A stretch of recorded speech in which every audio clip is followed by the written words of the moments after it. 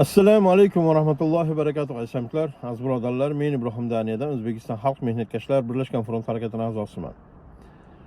Mana shu vaqtga davr sizlar bilan biz bu olib borilayotgan siyosatga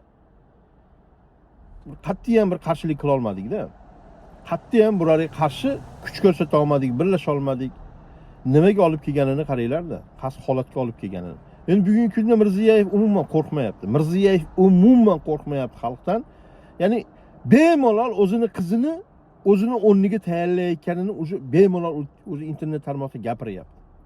Bemalol gapiryapti. Ya'ni bu hozir hukumatda rahbariyat, ya'ni bizni O'zbekistonda bizni vatanimiz bo'lib, bizni yerimiz bo'lgan yerimizga kimdir tashqaridan kelib ega bo'lib turib o'zini bolalarini hukumatga rahbar qilib, podsho qilib, amir qilib nima qilsa qilishyaptiki, bizni mulkimizga ega bo'lyapti. Ya'ni bularga bir gap so'z yo'q edi. Agar haqiqatdan ularni bolalariga o'xshab oddiy xalqning bolalari yashaganda, ularni bolalari yegan ichganini oddiy xalqning bolalari yeb ichganda, ular minayotgan mashinalarni oddiy xalqning farzandlari ham bemalol mina olganda muammo yo'q edi. Minsin, bismillah minsin. Ya'ni qulluq bo'lsin desdi-da. Lekin bugungi kunda biz bilib turibmiz. Nimaga xalq ya'ni ishlab turib pul topol, ya'ni tadbirkorlik qilasizlarmi? Nima qilsanglar qilinglar, bugungi kunda sizlar ular minayotgan mashinani mina olmaysizlar. Ular yashayotgan uyda sizlar yasha olmaysizlar. Ular olayotgan mulkni sizlar ola olmaysizlar. Nimaga? Nimaga bunaqa nohaqlikka sizlar bilan biz ya'ni sabr qilishimiz kerak, chidashimiz kerak? Aytinglar, nima uchun? Ya'ni qaysi asrda yashayapmiz biz? Ya'ni bular aytayapti, ya'ni Allohning qonunini shunday tan olmay qo'yishdi bular. Yo biz musulmonmiz deyapti, tamom. Bularning musulmonligi shu edi. Ya'ni quruq gapida, tilida. Buni u yog'iga o'tmaydi-da. Ya'ni biz musulmonmiz deydi, lekin itoat qilayotgani, da'vat qilayotgani nima bo'lyapti? Bularda o'zlarining qonunlari bo'lyapti. Sizlar bularni, ya'ni bugungi kunda sizlar Allohga shirk keltiringlar. Allohga dushmanlik qilinglar, diniga islom diniga dushmanlik qilinglar, sizlarga hech jinim urmaydi-da. Mana bu hukumat tomonidan demoqchiman. Bu hukumat sizlarga hech narsa qilmaydi. Lekin sizlar bu hukumatni chizig'idan chiqinglar. Hukumatni chizig'idan chiqinglar-da. Hukumatni tanqid qilinglar-da. Ey Mirziyoyev, sen noto'g'ri qilyapsan, sen meni haqqimni yeyapsan. Yo chiqarayotgan qonuning ahmoqona qonun deydigan bo'lsanglar ketdinglar. Eng oson qutulib qolgan joylar jarima bilan qutulasizlar. Bo'lmasam turma jazosi, ketdinglar shu bilan. Ya'ni ko'ryapsizlarmi qanaqa holatga boryapti? O'zini ya'ni kir maqsadida, ya'ni jirkanch maqsadida chiqargan qonunini Alloh qonunidan ulug' qilib oldiga qo'yib qo'ydi. Hammamizni peshonamizga qo'yib qo'ydi va bu narsani sizlar bilan bizdan talab qilyapti endi. Shu narsaga rioya qilishimizni talab qiladi. O'zi aynan shu o'zi chizib, o'zlari chizgan qonuniga o'zlari rioya qilmaydi. O'zlari amal qilmaydi. Ya'ni buzishadi.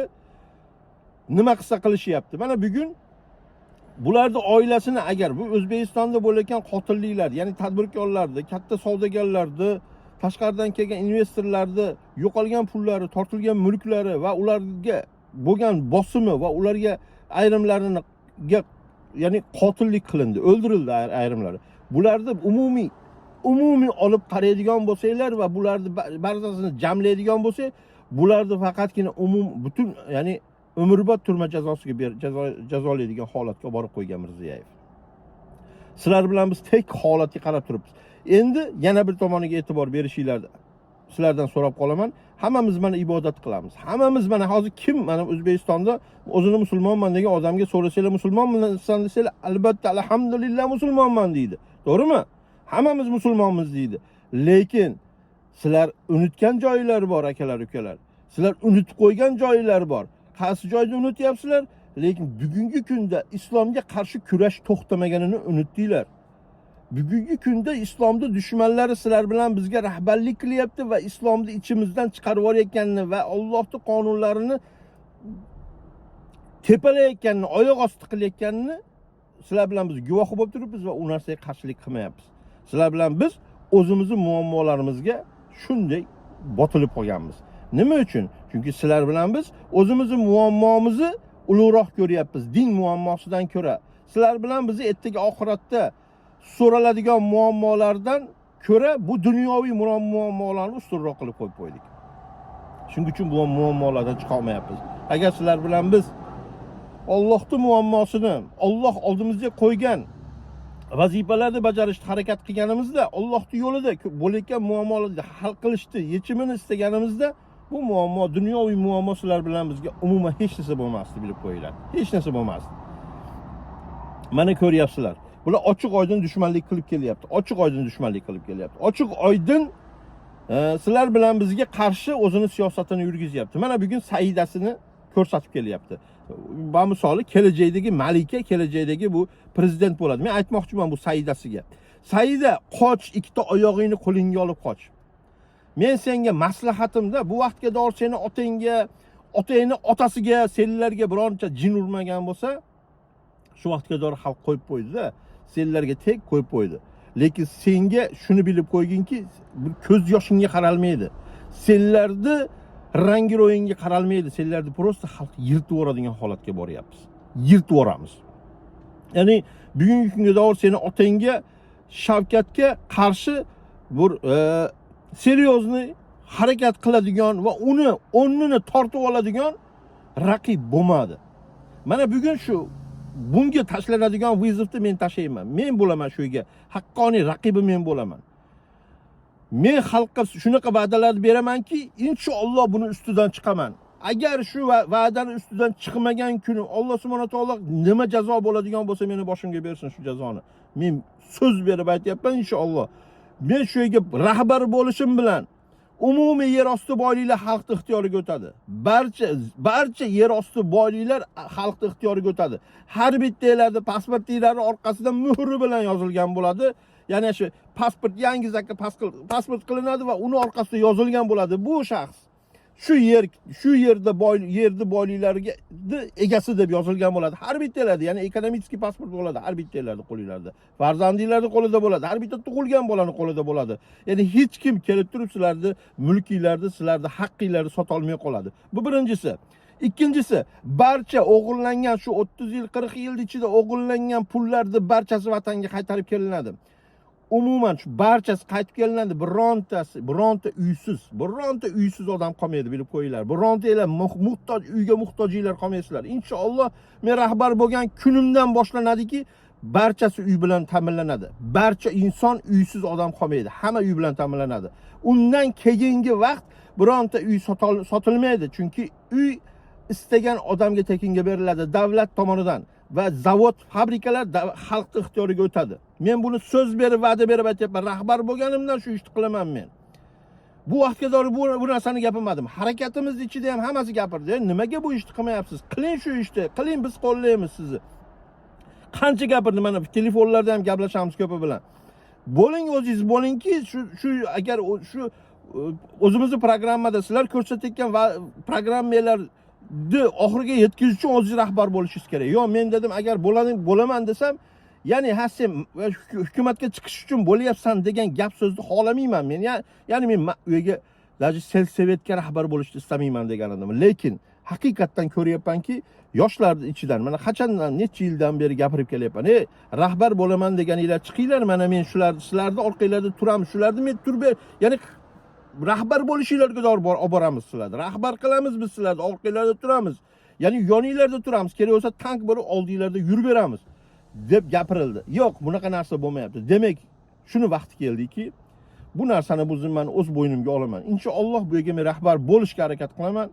Qo'limdan kelganini qilaman. Bu vaqtga do'r, shu kunga do'r men qaysi davlatni, qaysi bir rahbarlar bilan gaplashgan bo'lsak, kim bilan qanday muomala qilgan bo'lsak, buni undan da chiroyligini olib boramiz. Albatta, bilib qo'yinglar. Albattaki bu maqsadga erishamiz. Shavkat va bolalaring qochib qolish senlar. Qochib qolish men senlarga eng bitta yaxshi maslahatim, qochib qol. Hukumatni shunday o'z holiga qoldir, xalqni o'z holiga qoldir, qoch. Qochmasang holingga voy seni, holing voy. Bilib qo'y. Bu narsa qo'yilmaydi. O'zbekiston yerlari kimga qancha berishgan bo'lsa, O'zbekistonning yeri qaytib keladi. O'zbekistonning yeri o'z vatanimizga, xalqimizga qaytadi. Mulki qaytadi. Senlar o'g'irlagan pullar xalqqa qaytadi va bironta muhtoj qolmaydi. Bilib qo'yinglar, akalar, ukalar. bog'chalardan boshlab oliygohlarga doğru xalq uchun tekinga bo'ladi. Har bitta vatandosh uchun qo'lida O'zbekiston pasporti bormi? Tamom. Sizlarga bu yerdagi davlat idoralari tekinga xizmat qiladigan qilib qo'yaman inshaalloh. Shu birinchi qadamni biz qilamiz. Bundan keyin har 4 yilda saylovlar bo'ladi va xalq saylaydi, xalq boshqaradigan bo'ladi bu davlatni. Bu birinchi qadamni biz qilib beramiz va o'zimizda ko'rsatamiz. Qanday qilib bu korrupsionerlarni otishni peshonasidan otamiz. Sotqin mullalarni olib chiqib xalqni oldida osamiz. Xalqni shu vaqtga do'l qaranglar, bittasi chiqib olib gapirgan gapini. Sen deydi Oqposhsho davrida Oqposhshoga norozi bo'lgansan. Kommunistlar keldi, kommunistlarga sen noshukrlik qilding. Mana undan keyin Karimov keldi, Karimovga noshukrlik qilding. Endi bu keldi, bunga noshukrlik. Qachon sen shukr qilasan? Biz Alloh qonuni ulug' bo'lgan kuni shukr qilamiz. Biz musulmonmiz alhamdulillah. Oxiratda shundan so'ralamiz biz. Sen qanaqa demokratiya yurgizganingni, qanday qilib bu ishlarni qilganing uchun emas, sen qanday amal tutganingni, Alloh bergan qonunga rioya qilmaganingga javob berasan, mulla. Bunaqa mullalarni olib chiqib turib xalqni oldida jazolamasak bo'lmaydi. Vatanni tozalamasak, bunaqa xoinlardan tozalamasak bo'lmaydi. Ularni bolalariga, xoinlarni bolalariga shunaqa ya'ni boshqacha rangli pasport beramiz. Bilib qo'yishsin. Yashaydi, yashamaydi emas. Uni bolalari yashaydi, uni go'daylari yashaydi, nabiralarda aybi yo'q. Yashaydi, lekin bilib qo'ysinki, bugungi kunda ichki ishlarda, qurolli kuchlarda, shu katta lavozimlarda ishlab xalqqa xizmat, xalqqa qarshi siyosat yurgizayotganlarga xizmat qilayotganlarni nabiralarini pasportining rangi boshqacha bo'ladi. Umumiy xalqnikidan ko'ra boshqacha sariq bo'ladimi? Bir haligi umuman bir qandaydir bir kirrang bo'ladimi? Bo'ladi. Bir pasport beramizki, umuman uni pasportini qo'lga olganda unga loyiq muomala qiladigan qilib qo'yamiz. Chunki biz emas ularni xoinlar, ularga luqma berayotgan otalari bo'lyapti. Bizni haqqimizni yegizyapti. Bizni bolalarimiz haqqini yeyapti. Demak, ular bizni haqqimizni yeb voyaga yetayotganlar, tug'ilayotganlar, bugun ya'ni beliga bog'lanayotganlar bilib qo'ysinki, bizni haqqimizga bo'lyapti. Demak, uni bolalari va uni bolalarini ham shu boshqacha rangli pasport bo'ladi. Men podsho bo'lgan, shu podshoni yiqitgan kunimiz, shu rahbar bo'lgan kunimdan boshlayman inshaalloh bu narsani. Ya'ni shunaqa qonunlar chiqaradiki, xalqni xabarisiz bironta rahbar bironta qonun chiqara olmay qoladi va bironta qadam bosa olmay qoladigan qilib qo'yaman. Bizning farzandlarimiz erkin yashaydigan bo'lsin. Bizning xalqimiz bemalol ko'ksini ko'tarib yuradigan bo'lsin. Umuman bizning xalqimizga, bizning millatimizga chet davlatga damalgani boradi. Damalgani borganda ko'zini qirida birontasi qaramaydigan qilib qo'yamiz. Agar birontasi qiyshiq gap bilan gapirsa, ko'zini qirida gapirsa, 4 ta askarni jo'natib dabdala qilib yuboradigan qilamiz. Bizning millatning orini, nomusini himoya qilamiz inshaalloh. Bu millatni oyoqqa qo'yadigan vaqtimiz keldi. Xalq uyg'onadigan vaqt keldi, bilib qo'yinglar. Xalq qaytadan uyg'onib, ulug'lanadigan vaqt keldi inshaalloh. Bilinglar akalar, ukalar. Faqatgina bu sizlar bilan biz bu narsani qilamiz. Hech kim buni sizlar bilan bizga qilib bermaydi bu ishni. Hech kim o'zbek xalqini oyoqqa qo'yib, haqiqatdan o'z holiga olib kelmaydi agar sizlar bilan biz bu ishni qilmasak. Bular tepalagani kelyapti. Bu xalqni oyoq osti qilgani kelyapti. Shuncha yillardan beri qas holatga olib keldi. Nimalar bor aytinglar? Nimalar bor bugungi kunda? Bu Mirziyevni va bu siyosatni yurgizayotganlarni qilayotgan, sizlar bilan bizga qilayotgan dushmanligini orqasidan sizlar bilan bizni qo'limizda hech narsa qolmadi.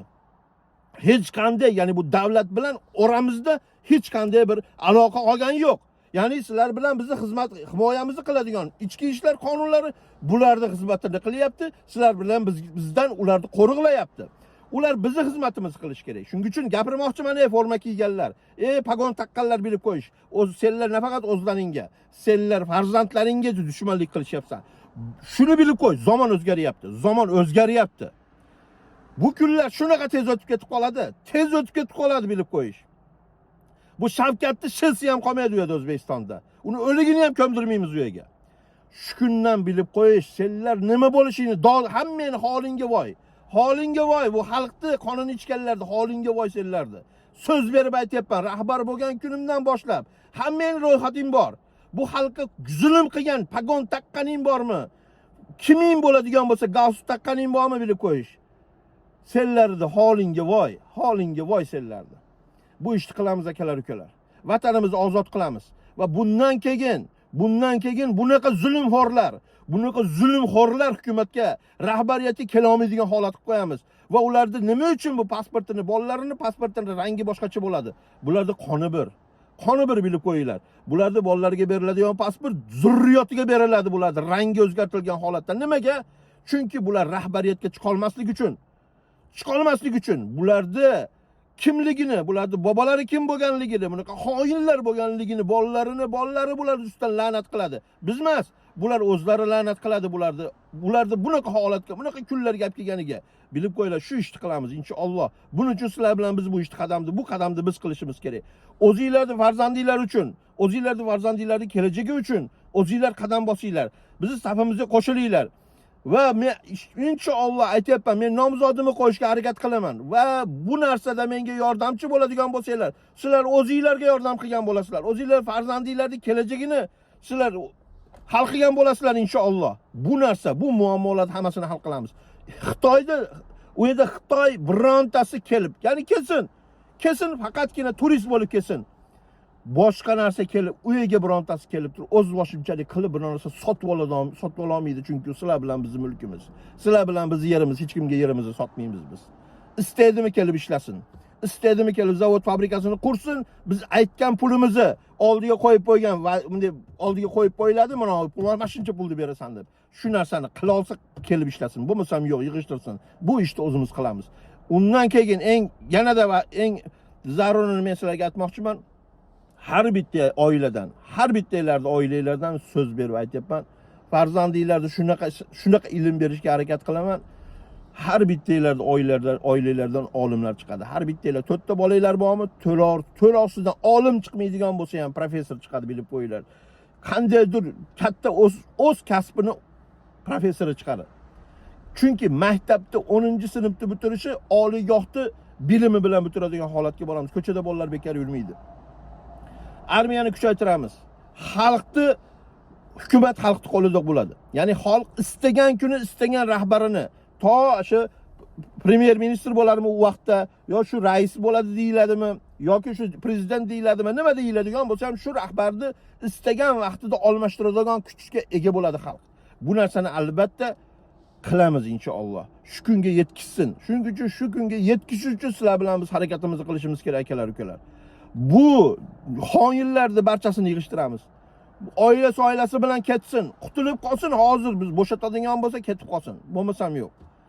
Biz aytib qo'yapman akalar, ukalar. Turkiy millatlari bilan birlashamiz inshaalloh. Kuchayamiz. Millatimizni oyoqqa qo'yamiz. Millatga ilm beramiz. Farzandlarimiz mehnatkash, albatta zotan mehnatkash, lekin bizning farzandlarimiz bilimli bo'lish kerak. Hamma oilaning farzandi bilimli bo'lish kerak. Tamom va salom, shunaqa holatga borishimiz kerak. Uning uchun har bittamiz harakat qilishimiz kerak. Og'zimizni ochib qarab o'tiradigan bo'lsak, bundan-da battar holatga bora olasizlar. Mana nima qilib beryapti bularni? Ya'ni siyosati, bular va'da qilayotgan demokratiyasi qaysi holatga olib keldi? Aytinglar. Qani, ya'ni musulmon deydigan bo'lsalar, musulmon odamlarda ya'ni Qur'on kitobi bor.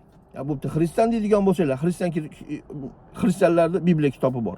Yahudlarda bo'ladigan bo'lsa, ularda ham o'zini ya'ni To'rasi bor. Endi u degani har bitta narsani o'zini, har bir dinni, har bir qandaydir bir oqim deydigan bo'lsa, oqimni ham kerak bo'lsa o'zini bir qonun qoidasi bor. Lekin bu demokratiya degan narsani bir kitobi bormi?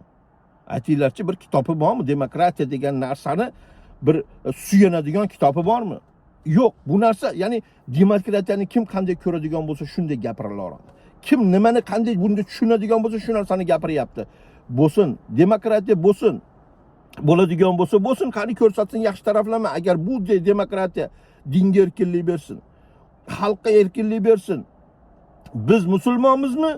Bizni dinimizga mos keladigan bo'lsin. Bizim dinimizga to'la, ya'ni barcha, ya'ni diniy o'zimizni urf-odatlarimizni, diniy nima desa bo'ladi? Qadriyatlarimizni bemalol bajaradigan holatga boradigan bo'lsa, bemalol bo'lsin. Lekin undan boshqasi emas. Bular aytayotgan demokratiyasini ko'ryapmiz, nima qaysi holatga olib borayotganini. Bu narsadan charchadik akalar, ukalar. Charchadik. Bular demokratiya deyapti. Demokratiyasi orqali sizlar bilan bizni qamayapti. Demokratiya orqali sizlar bilan bizni o'ldiryapti. Demokratiya deyapti, sizlar bilan bizni xoinga, dushmanga chiqaryapti. Demokratiya deyapti, mana qachondan beri jurnalistlar, blogerlar qamalib ketyapti. Jinnixonalarga doğru joylanyapti. Tashdigi bilan yo'qolib ketyapti bolalar. Bu qaysi holat? Shumi demokratiyasi? Bu hamma narsani teskari qilib yubordi, ontar-to'ntar qilib yubordi bular. Qani ko'rsatsin agar demokratiya shu bo'ladigan bo'lsa, uni kitobida nimasi bor?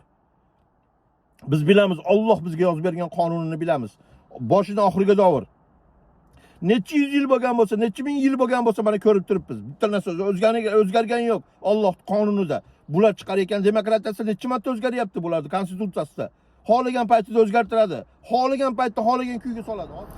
Sizlardan bitta o'zingizlarni bolalaringizga yordam bermoqchi bo'ladigan bo'lsanglar, o'zingizlarni farzandinglarni kelajagini qurmoqchi bo'ladigan bo'lsanglar, farzandinglar bilimli, ilmli bo'lishini istaydigan bo'lsanglar, o'z vatanida unib, o'sib, ko'karib, bemalol yashab, erkin yashashini istaydigan bo'lsanglar, bugungi kundan boshlab meni qo'llaysizlar.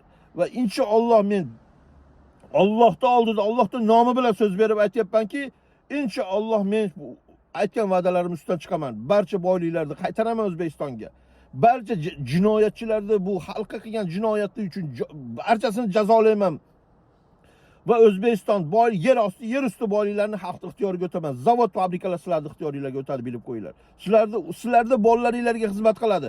U yerda kelayotgan daromad oqib aylanib o'rgil sizlarning farzandinglarning cho'ntagiga tushadi.